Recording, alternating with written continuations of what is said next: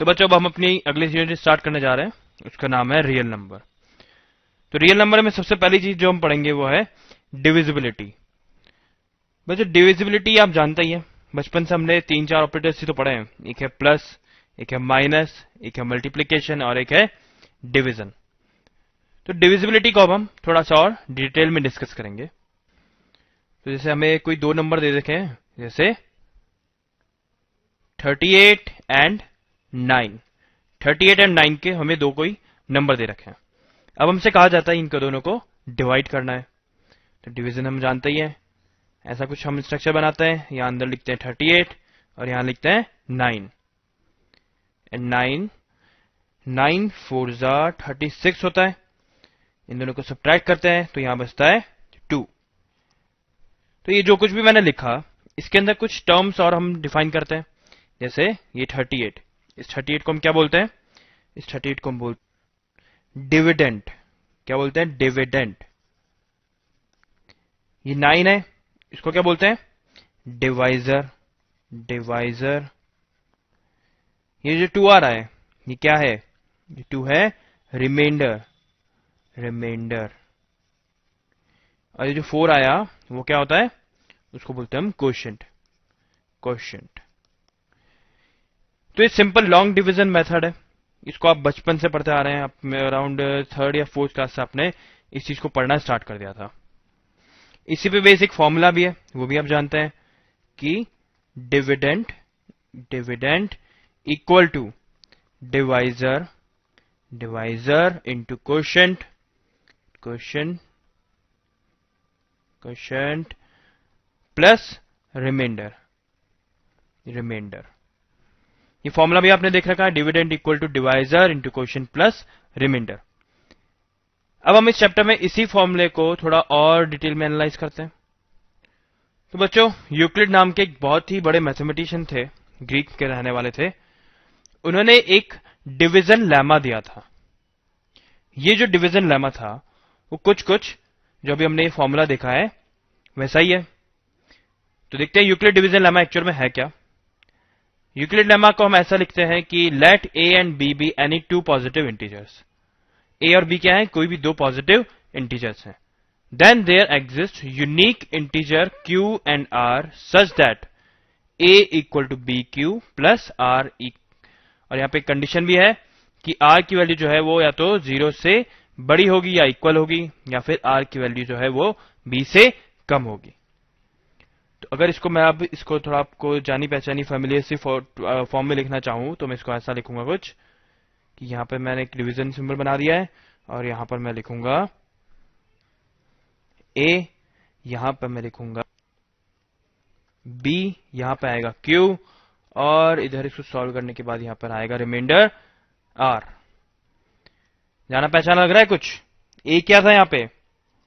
ए क्या था? अभी हमने देखा था, अभी हमने इस बारे में बात करी थी। ए है हमारा divisor, sorry dividend. Dividend. B क्या है हमारा? बी है हमारा डिवाइजर। डिवाइजर। क्यू है हमारे पास में क्वोशिएंट। क्वोशिएंट। एंड आर है हमारे पास रिमाइंडर। रिमाइंडर। तो ये बात जो यूक्लिड ने बोली थी कि let A and B be any 2 positive integer then there exist unique integer Q and are such that A equal to B Q plus are. और ये हमारी जो कंडीशन है वो, तो ये बात कोई नई नहीं है, ये हम जानते हैं, हम ऑलरेडी इस चीज को जानते हैं। बस अब हम इसको यूक्लिड डिवीजन लेमा के नाम से दोबारा पढ़ रहे हैं। तो चलिए इस लेमा के ऊपर एक क्वेश्चन सॉल्व करते हैं। हमें एक क्वेश्चन दे रखा है, show that every positive even integer is of the form 2q and that every positive odd integer is of form 2q plus 1 where q is some integer। हमें ये चीज प्रूव करनी है और हमें इसको प्रूव करना है यूक्लिड डिवीजन लेमा यूज करते हुए। तो चलिए इसको करते हैं। देखिए सबसे पहले तो हम लिखेंगे let a b any positive integer and b equal to 2। a तो हमारा डिविडेंट है और b क्या है? b हमारा डिवाइजर है। तो हमारा डिवाइजर 2 है। क्यों? क्योंकि हमें दिखाना है show that every positive even integer is of the form 2q। देखिए हमें ये शो करना है कि एवरी पॉजिटिव इवन इंटीजर की बात हो रही है, इसका मतलब ये जो भी नंबर होगा वो 2 से डिविजिबल होगा, और 2 से डिविजिबल होगा इसका मतलब हमारा डिवाइजर बन गया 2। तो हम यहां लिखेंगे let A B any positive integer. Positive integer ही क्यों बात कर रहे हैं हम, क्योंकि यहां पे हमें दे रखा है show that every positive even integer. तो हमने ए को कंसिडर कर लिया कि कोई भी एनी पॉजिटिव इंटीजर हो सकता है ये। अभी हमने इसकी बात नहीं कर रहे कि इवन है या ऑड है, अभी हम सिर्फ लिख रहे हैं कि a B any positive integer and b equal to 2। B क्या है, इक्वल टू 2 है। Then by Euclid division lemma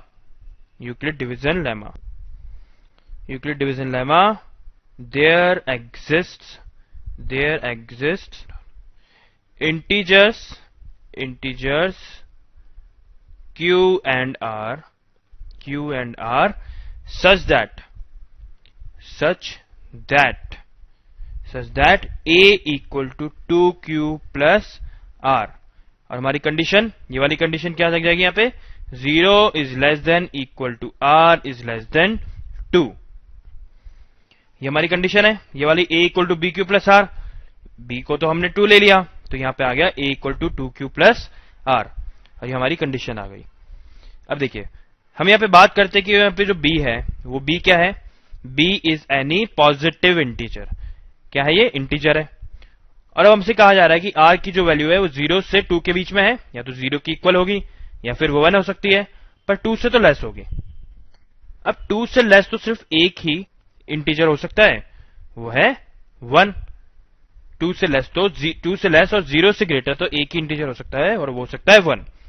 इसका मतलब हम ऐसा लिख सकते हैं, now 0 is less than equal to r is less than 2. This implies that 0 is less than equal to r is less than equal to 1. तो इसका क्या मतलब हुआ, either r is equal to 0 और r is equal to 1। अब देखिए r की value 0 और 1 के बीच में तो कुछ हो नहीं सकती ना, तो या तो 0 होगी या 1 होगी। अब आप सोचेंगे 0.5 भी तो हो सकती थी, या 0.7 या 0.2, ऐसी कोई भी तो नंबर हो सकता था, पर नहीं हो सकता, क्योंकि हमसे कहा गया है कि r क्या है, r is also an integer. There exist unique integer q and r, मतलब r क्या है, एक इंटीजर है, तो r की वैल्यू कोई इंटीजर होनी जरूरी है, तो या तो 0 हो सकती है या फिर वो 1 हो सकती है। चलिए हमारे पास ये वाली जो कंडीशन थी, इसके अंदर एक बार हम r की वैल्यू 0 रख देते हैं और एक बार r की वैल्यू 1 रख देते हैं, तो देखते हैं हमारे पास क्या आता है। तो देखिए यहाँ पे थोड़ा स्पेस करते हैं। अब सबसे पहले r की वैल्यू अगर 0 रखें तो हमारे पास आएगा, यहां लिखेंगे therefore a equal to 2q plus 0। तो प्लस 0 हमने यहां पे नहीं लिखा, और क्यों, क्योंकि r की वैल्यू या तो 0 हो सकती है या 1 हो सकती है, हमें पता नहीं है। अभी हम लिख रहे हैं a इक्वल टू 2q, अब हम लिखेंगे a equal to 2q plus, और इस r की जगह लिखेंगे 1, तो यह हो गया a equal to 2q plus 1। तो अब देखिए कोई भी नंबर अगर 2 से मल्टीप्लाई हो रहा है तो इसका मतलब वो एक इवन नंबर है। As a equal to 2q, it means a is an even integer। और अब हम ये तो जानते ही हैं कि कोई भी नंबर या तो वो इवन होगा या फिर वो ऑड होगा। और थोड़ा और प्रिसाइसली बोलूं तो कोई भी नंबर नहीं, कोई भी इंटीजर या तो इवन होगा या फिर ऑड होगा। यहां लिखते हैं integer can be either even और ऑड। तो अगर इवन क्या है, 2q है, तो ऑड क्या होगा, 2q प्लस 1 होगा। So therefore odd integer is of form 2q plus 1. This is the required proof. चलिए ये दूसरा क्वेश्चन देखते हैं. हमें दे रखा है show that the square of any positive integer is of form 3m और 3m plus 1 for some integer m. इसको बिल्कुल वैसे सॉल्व करेंगे जैसा पीछे वाला क्वेश्चन करा था. तो सबसे पहले क्या लिखेंगे, let a be any positive integer and b equal to 3. Let a be any positive integer and b equal to 3. Then from Euclid division lemma, there exists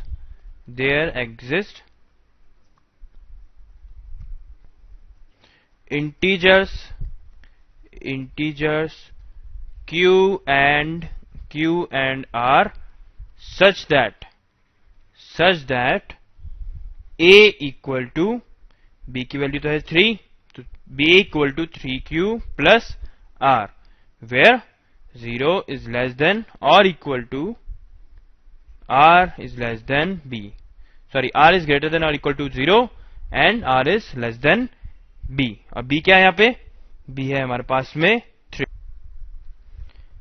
इसका मतलब r की वैल्यू या तो 0 को इक्वल होगी या फिर 3 से लेस होगी. इसका मतलब r की पॉसिबल वैल्यू क्या हो सकती है, possible values of r are either 0 या फिर 1 या फिर 2.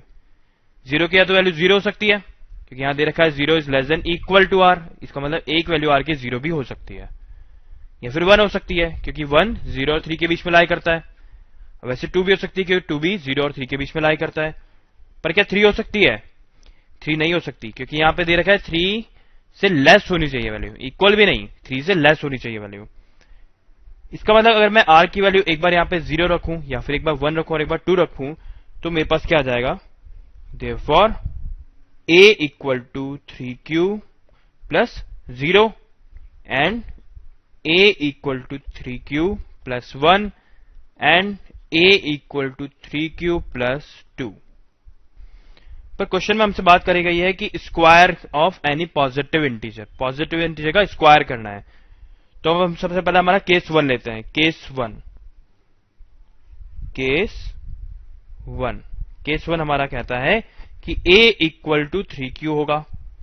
अगर a इक्वल टू 3q हो रहा है और हमें क्या प्रूव करना है कि square of any positive integer is form of either 3m और 3m plus 1 है. तो यहाँ पे स्क्वायर भी करना पड़ेगा, तो स्क्वायर कर देते हैं इसे. तो हमारे पास आ जाएगा a square equal to 3q का whole square which is equal to 9q square. और इस 9q स्क्वायर को हम लिख सकते हैं 3q इंटू 3q, इसे ब्रैकेट में लिख देते हैं. And this is equal to, यहां थोड़ा गलत कर दिया, यहां पे आएगा 3 इंटू 3q का square which is equal to 3m, where m equal to 3q square. 3q square क्या होगा तो आखिर में भी एक इंटीजर ही, तो m को एक इंटीजर है और हमने इसको 3m की फॉर्म में रिप्रेजेंट कर दिया. तो हमारे पास में एक पॉजिटिव इंटीजर था जिसके स्क्वायर को हमने 3m की फॉर्म में रिप्रेजेंट कर दिया. ये तो था हमारा फर्स्ट केस. अब हम बात करते हैं केस 2 की. केस 2 क्या है, a equal to 3q plus 1. तो चलिए इसको भी करके देखते हैं. इसमें हम लिखेंगे सबसे पहले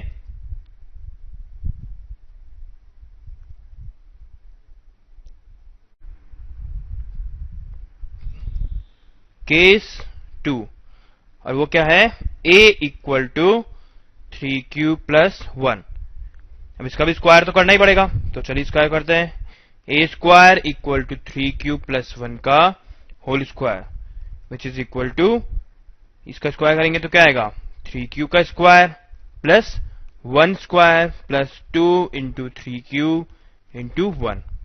इसको आगे सॉल्व करेंगे तो हमारे पास आएगा 9q square plus 1 plus 3 into 2 is 6, तो 6q plus into 1 is 6q आएगा.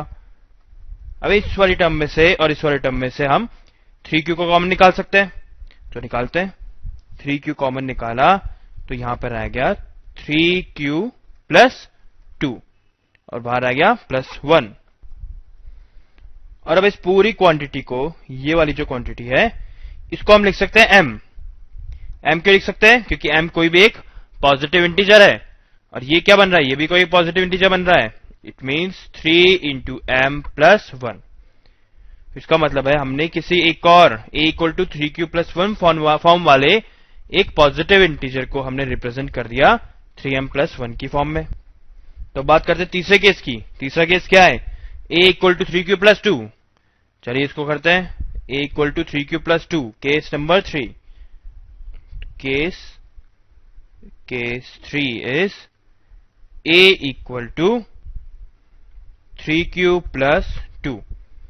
इसके अंदर भी वही करेंगे, स्क्वायर करेंगे दोनों साइड, तो आ जाएगा हमारे पास a square equal to 3q plus 2 का whole square, which is equal to 3q का स्क्वायर प्लस 2 का square plus 2 into 3q into 2।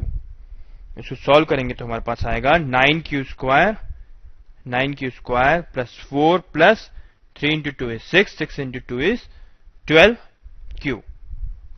देखिए यहां पे भी हम कॉमन निकाल सकते हैं। यहां से कॉमन आ रहा है 3q कॉमन आ रहा है, इसको बाहर निकालेंगे तो आएगा 3q और यहां आ जाएगा 3q प्लस 4q। अब वैसे यहां पे इसको हम 4 को लिख सकते हैं 3 प्लस 1, इसका मतलब यहां पे आ गया 9q square plus 12q plus 3 plus 1। तो इस 3 को भी हम बाहर निकाल सकते हैं, तो यहां प्लस 1 आ जाएगा और यहां बाहर प्लस 1 आ जाएगा एक और। तो अब वहां पे भी आप ध्यान से देखिए, ये वाली जो एंटिटी आ रही है ये भी पॉजिटिव इंटीजर को रिप्रेजेंट कर रही है, इसको भी हम m की फॉर्म में लिख देते हैं। तो 3m प्लस 1, वापस देखिए 3m प्लस 1 वाली फॉर्म में हमने इस नंबर को रिप्रेजेंट कर दिया। It means we have proved the given situation. तो बच्चों अभी हमने बात करी यूक्लिड डिवीजन लेमा की। इसमें एक वर्ड आ रहा है लेमा। इस वर्ड लेमा का मतलब क्या होता है?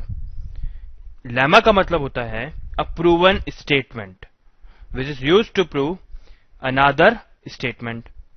जैसा कि ये एक स्टेटमेंट है, ये क्या है? ये पूरा एक स्टेटमेंट है। इसी स्टेटमेंट को हम बोल रहे हैं यूक्लिड डिवीजन लेमा।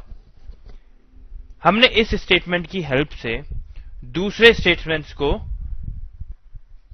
प्रूव किया है। जैसे कि ये एक स्टेटमेंट था कि every positive even integer is of the form 2q and that every positive odd integer is of form 2q plus 1। ये क्या था? ये की स्टेटमेंट ही तो था। वैसे ही ये जो हमने देखा था अभी, this square of any positive integer is of form 3m or 3m plus 1 for some integer m। तो ये क्या चीज है? ये भी तो एक स्टेटमेंट ही है, और इसको प्रूव करने के लिए हमने क्या किया? हमने यूक्लिड डिवीजन लेमा का यूज करा। So, a lemma is a proven statement which is used to prove another statement। ये कंपलसरी नहीं कि आप इसकी डेफिनेशन याद रखें, पर आपको पता होना चाहिए। तो चलिए अब हम आगे बढ़ते हैं। तो जो आगे अब हम पढ़ेंगे यूक्लिड्स डिवीजन एल्गोरिथम। अभी तक हमने क्या पढ़ा? Euclid's division lemma. अब हम पढ़ेंगे एल्गोरिथम। एल्गोरिथम मतलब क्या होता है? एल्गोरिथम का मतलब होता है a series of well-defined steps which provide a procedure of calculation repeated successively on the results of earlier steps till the desired result is obtained। So an algorithm means a series of well-defined steps which provide a procedure of calculation repeated successively on the results of earlier steps till the desired result is obtained। आपको ये definition याद नहीं करनी है, इसको याद करने की कोई जरूरत नहीं है। हम बस एल्गोरिथम देखेंगे, हम बस देखेंगे वो एल्गोरिथम कैसे लगती है, कैसे अप्लाई करी जाती है, उसको कैसे यूज करा जाता है। और अब हम इसका यूज देखेंगे किसी भी दो नंबर्स का एचसीएफ फाइंड करने के लिए। एचसीएफ फाइंड करने के लिए हम इसकी एप्लीकेशन देखेंगे। एचसीएफ आप जानते हैं ये क्या होता है? Highest common factor.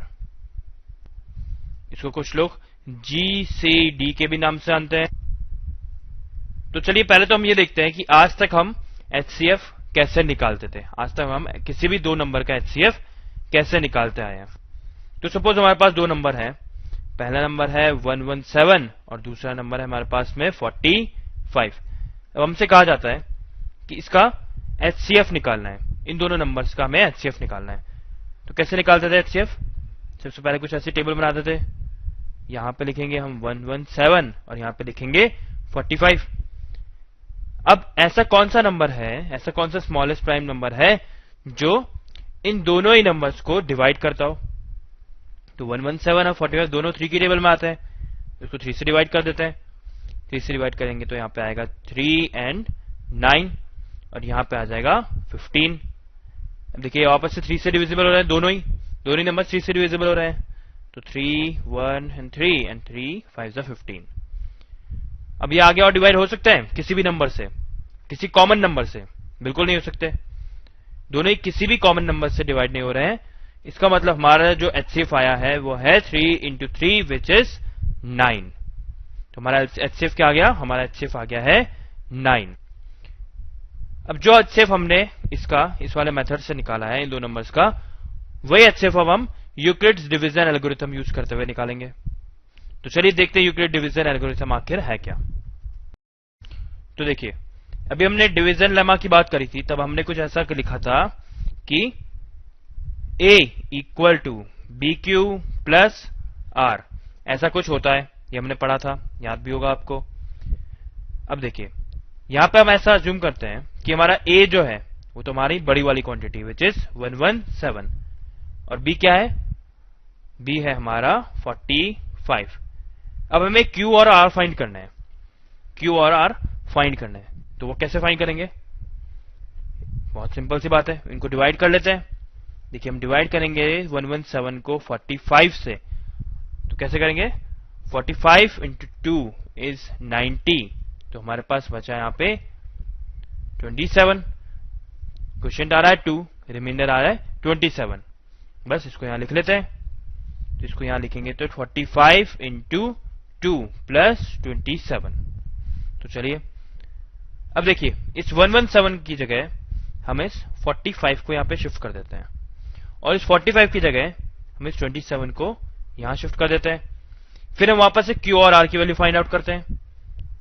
जैसे कि इस 117 की जगह हमने लिखा 45 इक्वल टू, और इस 45 की जगह लिखा हमने 27 इंटू, अब यहां पे हमें कुछ क्वेश्चन फाइंड करना होगा और यहां पे हमें कुछ रिमाइंडर फाइंड करना होगा। तो चलिए वापस से वही स्टेप हम फॉलो करेंगे। कैसे? इस 45 को हम डिवाइड कर देंगे 27 से। तो 45 को 27 से कितने टाइम्स? 1 टाइम्स डिवाइड कर पाएंगे। तो यहां पर हमारे पास में आ जाएगा 18। क्वेश्चन आ गया 1 और रिमाइंडर आ गया 18। तो इसको लिख देंगे हम 27 इंटू 1 प्लस 18। वापस वही स्टेप, 27 को तो शिफ्ट कर देंगे यहां पे, 27 को शिफ्ट कर देंगे यहां पे और 18 को शिफ्ट कर देंगे यहां पे। तो इससे हमारा बन जाता है 27 इक्वल टू 18 इंटू कुछ क्वेश्चन प्लस कुछ रिमाइंडर। वापस से वही स्टेप, फिर से डिवीजन करेंगे 27 और यहां पे आ जाएगा 18, वापस 1 टाइम्स जाएगा और यहां पे आ जाएगा 9। इट मींस इधर आ जाएगा 18 इंटू 1 प्लस 9। फिर से वही स्टेप फॉलो करेंगे। क्या स्टेप? 18 को शिफ्ट कर देंगे यहां पे और 9 को शिफ्ट कर देंगे यहां पे। तो हमारे पास बन जाएगा 18 equal to 9 into question plus remainder. अब देखिए 18 को 9 से हम डिवाइड करते हैं, यहां पे करके देखते हैं। 18 को 9 से डिवाइड कर, 9 2 जा 18 आता है और यहां पे 0 आ गया। इसका मतलब हम यहां पे लिखेंगे 9 इंटू 2 प्लस 0। तो यहां पे 0 आ गया। इसका मतलब ये जो क्वांटिटी यहां आ रही है, ये जो b की वैल्यू अब हमारे पास आ रही है, वो हमारा एचसीएफ है। देखिए आंसर मैच करके भी देख लीजिए, आंसर वही आ रहा है। पहले भी आंसर 9 आ रहा था, एचसीएफ 9 आ रहा था और अभी क्या आ रहा है? 9 आ रहा है। ये जो स्टेप्स आप देख रहे हैं, ये वाला जो हमने स्टेप शिफ्ट करने वाला जो स्टेप हमने यूज किया था वो हम तब तक फॉलो करते रहेंगे जब तक रिमाइंडर 0 नहीं आ जाता। भाई यही तो डेफिनेशन थी एल्गोरिथम की भी। एल्गोरिथम की हमने डेफिनेशन पढ़ी थी। Algorithm means a series of well defined steps. यहां पे स्टेप्स क्या थे? यहां स्टेप्स ये थे कि कोई भी नंबर a और b के लिए q और r की वैल्यू फाइंड करिए। अगर r की वैल्यू 0 है तब तो b हमारा HCF होगा, और r की वैल्यू अगर 0 नहीं है तो r की जगह b को रख दीजिए और a की जगह b रख दीजिए, और फिर से वापस चेक करिए। अगर r 0 आ जाता है तब तो ठीक है, अगर नहीं आता तो फिर से वही स्टेप फॉलो करिए। तो ये क्या थे? ये वेल डिफाइंड स्टेप्स थे which provide a procedure of calculation repeated successively on the result of earlier steps। तो ये हमारा earlier steps थे। फिर ये हमारा इस वाले स्टेप का हमारा earlier step ये था, इस वाले स्टेप का earlier step ये था। तो ये हमारे earlier steps थे, और इन earlier steps को सक्सेसिवली हम सॉल्व करते गए और लास्ट में successfully on the result of earlier step till the desired result is obtained। और हमारा डिजायर्ड रिजल्ट क्या था? हमारा डिजायर्ड रिजल्ट था कि रिमाइंडर 0 आ जाए और हमें HCF की वैल्यू मिल जाए। बस वही तो हुआ है यहाँ पे। देखिए, अगर आपको थोड़ा भी कंफ्यूजन हो रहा है तो आप बिल्कुल मत घबराइए, क्योंकि अब हम एक और क्वेश्चन करने जाएंगे इसके ऊपर, जिससे आपको ये थोड़ा और ज्यादा क्लियर हो जाएगा। तो चलिए एक और क्वेश्चन देखते हैं हम। हमें दे रखा है फाइंड HCF ऑफ 210 एंड 55। इसको सॉल्व करते हैं। देखिए, सबसे पहले देखिए 210 is greater than 55। So as 210 is greater than 55, therefore A is equal to 210 and B equal to 55। तो हम क्या करेंगे? हम A equal to BQ plus R की फॉर्म में लिखेंगे, और हम कोई Q और R फाइंड आउट करेंगे such that 210 equal to 55 into Q plus R। हमें Q और R फाइंड करना है। वो कैसे करते हैं?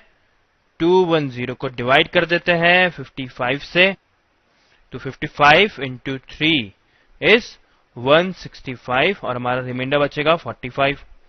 उसको यहां लिख लेते हैं 55 इंटू 3 प्लस 45। अब देखिए, क्योंकि रिमाइंडर 0 नहीं आ रहा है, इसलिए अब हमें हमारे सेकेंड स्टेप पे मूव करना होगा। हमारा सेकेंड स्टेप क्या कहता है कि इस 55 को इस 210 की जगह लिख दो, और इस 45 को इस 55 की जगह लिख दो। तो लिख देते हैं, तो हमारे पास आ जाएगा 55 is equal to 45 into some quotient plus some remainder. यहाँ पे क्वोशिएंट और रिमाइंडर क्या आएगा निकाल के देखना पड़ेगा। यहाँ पे लिखा हमने 55 और यहाँ पे लिखा 45। 45 1 टाइम्स इज 45, और यहाँ पे बचा 10। इट मीन्स रिमाइंडर तो आ रहा है 10 और क्वोशिएंट आ रहा है 1। अब भी हमारा रिमाइंडर 0 नहीं है, तो हमें क्या करना होगा? इस 45 को हमें शिफ्ट करना होगा यहाँ पे, और इस 10 को शिफ्ट करना होगा हमें यहाँ पे। कर देते हैं, तो हमारे पास आ जाएगा 45 equal to 10 into some quotient plus some remainder. वापस से वही स्टेप, वापस डिवाइड करके देखना पड़ेगा। तो यहाँ पे 45 और यहाँ पे आएगा 10, तो 10 4 इज 40, और यहाँ पे बचा नीचे 5। तो देखिए 5 रिमाइंडर है तो 5 यहाँ लिख दिया, और 4 क्वोशिएंट है तो 4 यहाँ लिख दिया। अब भी हमारा रिमाइंडर 0 नहीं आ रहा, तो हमें वापस से हमारा ये वाला स्टेप फॉलो करना होगा कि इस 10 को तो हम लिखेंगे यहाँ पे, और इस 5 को लिखेंगे हम यहाँ पे। तो अब हमारे पास क्या आ जाएगा? 10 equal to 5 into some quotient plus some remainder. अब यहां इसे डिवाइड करेंगे तो क्या आ जाएगा? देखिए यहाँ पे 10 है, यहाँ पे 5 है, 5 2 10, और रिमाइंडर बचेगा 0। तो हमारा 0 रिमाइंडर आ गया फाइनली। रिमाइंडर 0 है और क्वेश्चन 2 है। इसका मतलब ये जो 5 है वो क्या है? 5 हमारा HCF है। This is our answer.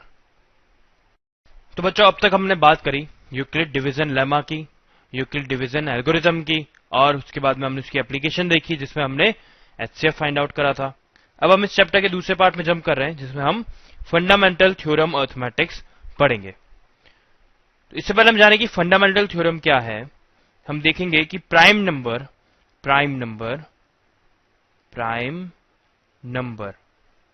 क्या होता है एंड कंपोजिट नंबर क्या होता है, कंपोजिट नंबर। तो प्राइम नंबर तो आप जानते ही हैं, the number divisible by itself and 1 is called prime number. जैसे 2, 3, 5, 7 एंड 11, 13, 17